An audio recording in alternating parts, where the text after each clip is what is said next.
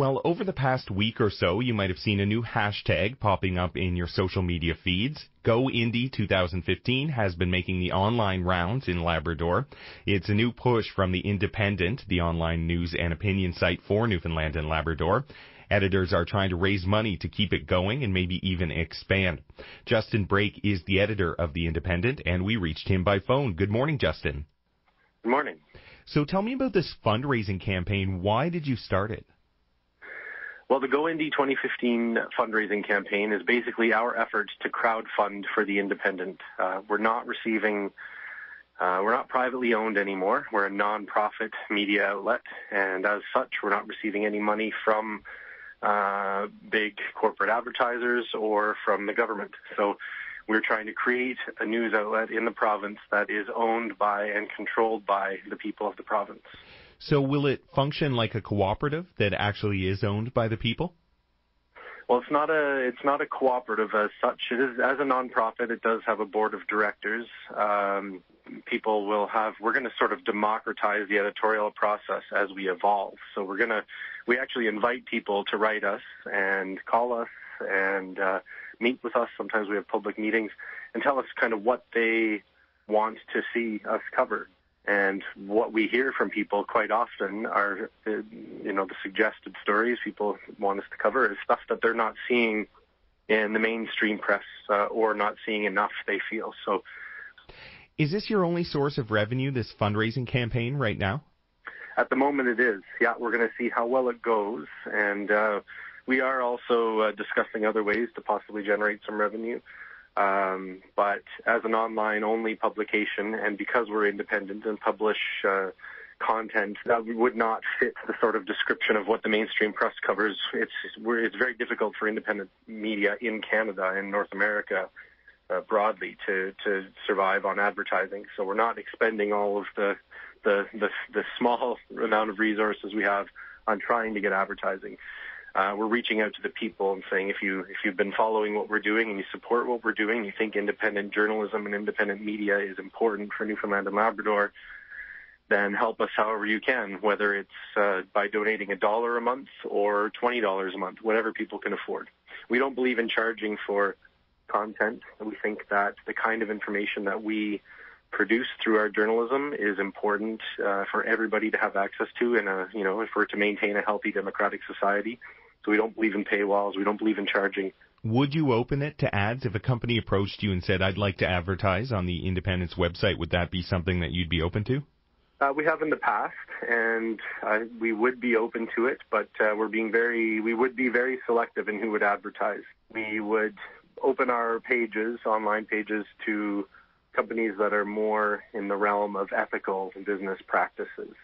So you chose to run this fundraising campaign on your own website instead of on one of the crowdfunding sites that we've heard about in the news. Why did you make that decision? Well, quite simply, I guess we just didn't want to have to pay a third party to help us fundraise. We didn't really have the money to do it, but we also realized that with relative ease, we could create a page on our website that had the same features as those third-party crowdfunding sites. So we have, if you go /GoIndy 2015, you'll see that there's a whole bunch of videos people around the province have made and submitted to us, explaining why they think independent media is important or why they support the Independent. And on that same page, there's a box where you can sign up to become a monthly donor, where the people that sign up to donate to us in this particular campaign will be the founding supporters of the Independent, the people who helped us get off the ground and make ourselves sustainable. Is there a goal that you have, or is there a goal that if you don't reach it, you might have to say, well, we can't do the Independent anymore? Yeah, well, we've set a few milestones. So in that sense, we've sort of replicated what other crowdfunding sites are doing. So we knew that we wouldn't be able to crowdfund all of the money we needed in one shot to sustain the Independent completely. So we've set some goals for ourselves. So our first deadline is February 15th, and the goal for that date, which is this coming weekend, is to reach $2,000 a month in monthly donations from our supporters. We're almost halfway there, and time is short, but we have some plans for the rest of this week. In fact, today we're going to be launching a social media blitz. So you might notice the hashtag #GoIndy2015 trending on Facebook and Twitter.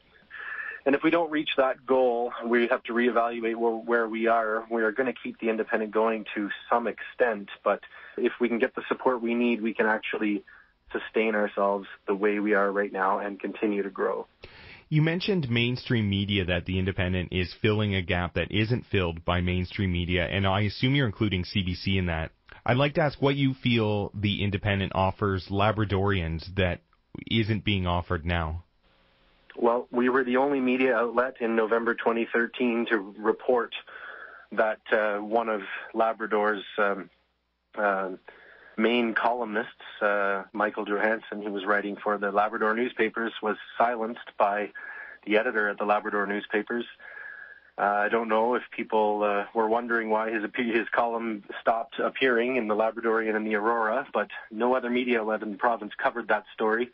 We did. Michael went public on social media to say that he had been silenced because he was being too critical of Nalcor and too critical of the provincial government over their actions on Muskrat Falls.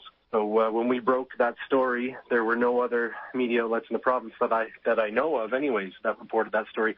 And that's really important because we have almost a near media monopoly in terms of print newspaper journalism in the province. One company from Quebec owns almost all of our newspapers.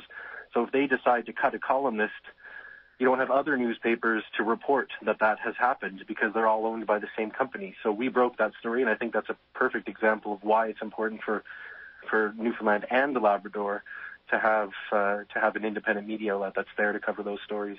And who do you have writing for you now in Labrador? Our sole regular Labrador columnist is Brandon Pardee, who's been writing for the Independent longer than I've been on board. And his columns have had a tremendous impact, I think, on politics in the province, and he's been able to articulate quite well some of the big challenges facing people in Labrador.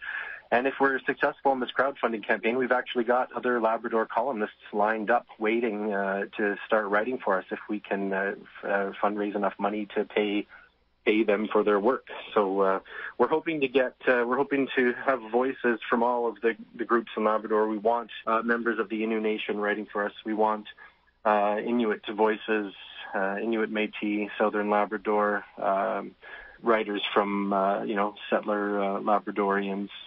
That's what we're trying to grow into. We're doing our best to cover issues affecting Labradorians, and we only want to grow from here. So our fundraising campaign, the success of it is going to determine how many more voices we can bring on board from Labrador. All right, Justin, we'll leave it there for this morning. Thank you. Okay, thanks so much. Appreciate it.